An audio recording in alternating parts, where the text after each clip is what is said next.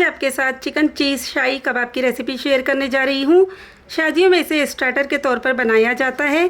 खाने में ये काफ़ी जायकेदार होते हैं। अस्सलाम वालेकुम। इसे बनाने के लिए सबसे पहले मैंने आधा किलो बोनलेस चिकन ले लिया था और उसे मिक्सी में डालकर इस तरीके से ग्राइंड कर लिया है।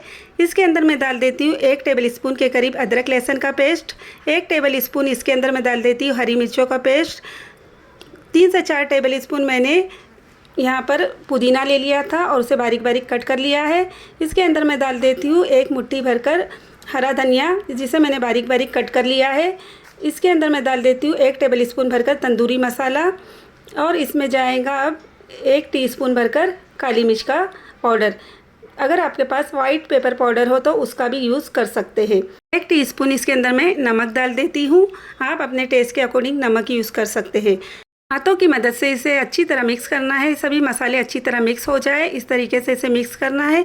मसाले अच्छी तरह मिक्स होने के बाद ही बहुत ही अच्छा इसका फ्लेवर आता है, इसलिए इस बात का ध्यान रखना है कि मसालों को अच्छी तरह मसल कर मिक्स करें ताकि चिकन और मसाले अच्छी तरह मिक्स हो जाए।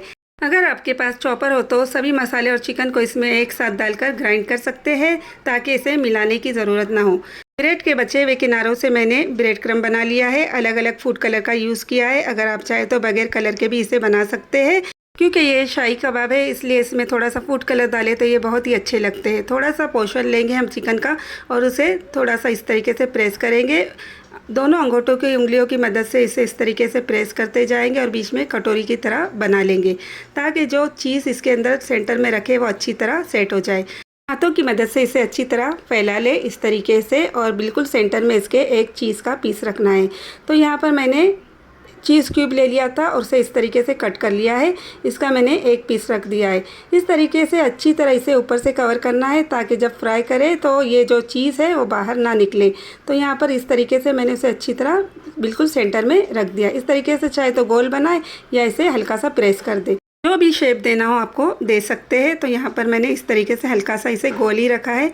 2 अंडे मैंने लिए थे और उसमें हल्का सा 2 टेबल स्पून के करीब मैंने दूध डाल दिया है और उसे अच्छी तरह हल्का सा नमक डाल के फेंट लिया था। उसके अंदर मैं इस कबाब को इस तरीके से डीप करूंगी और फिर उसे निकाल लूँगी। तो यहाँ पर बहुत ही आराम से इसे डीप करना है। अब जो मैंने ब्रेड क्रम्ब बनाए थे उसमें इसकी कोटिंग करूँगी।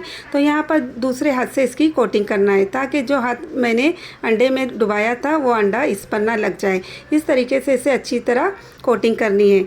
कढ़ाई के अंदर मैंने पहले से ही ऑयल गर्म होने रख दिया था और जैसे ही ऑयल गर्म हो चुका है गैस का फ्लेम मैंने स्लो कर दिया है। कबाब को स्लो फ्लेम पर ही फ्राई करना है, जिसकी वजह से ये अंदर से भी अच्छी तरह फ्राई हो जाएंगे और बाहर से भी अच्छी तरह ये ब्रेड क्रम्ब क्रिस्पी हो जाएंगे। बहुत ज़्यादा इसे ओवर कुक नहीं करना है, नहीं तो ये बहुत ज़्यादा ब्लैक हो जाएंगे और फिर वो अच्छे नहीं लगेंगे।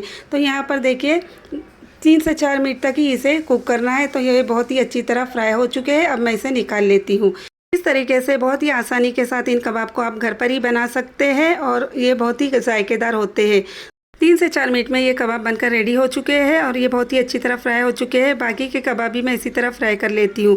इस तरीके से आप छोटे मोटे फंक्शन में इसे बना सकते हैं। ईद वगैरह के मौके पर, रमज़ान में या छोटी मोटी पार्टी में इसे बना सकते हैं। बच्चे बड़े ये सभी को पसंद आएंगे। इसे मैं कट करके भी आपको दिखा देती हूँ। देखिए अंदर से कितने चीज़ी बनकर तैयार हुए हैं। इस तरीके से बहुत सारे कबाब आप घर पर कम वक्त में बनाकर तैयार कर सकते हैं।